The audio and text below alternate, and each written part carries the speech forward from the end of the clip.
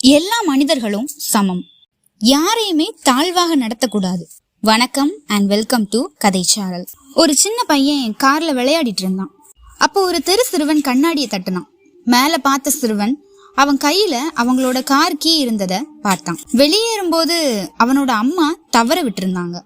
அந்த தெரு சிறுவன் சிரிச்சுட்டே கீய உள்ள கொடுத்தான்.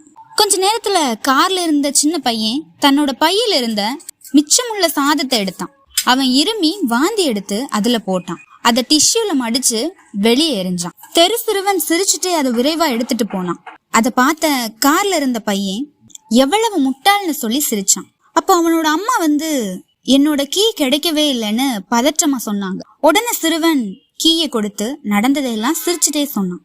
அதை கேட்ட அம்மாவினுடைய முகம் மாறிடுச்சு. அவங்க அவனை வெளியே இழுத்துட்டு போய் லஞ்ச் பாக்ஸ கொடுத்து, இதுல உனக்கு விருப்பமான உணவு இருக்குது, உடனே இத அந்த சிறுவனை தேடி கொடு, இல்லனா நீ நடந்து வீட்டுக்கு வான்னு சொன்னாங்க. அம்மாவினோட முகத்தை பார்த்த அந்த சின்ன பையன் உடனே தேட ஆரம்பிச்சான். கொஞ்ச நேரத்துல ஒரு மூலையில டிஷ்யூவை திறந்து சாப்பிட போகிற அந்த சிறுவனை பார்த்தான்.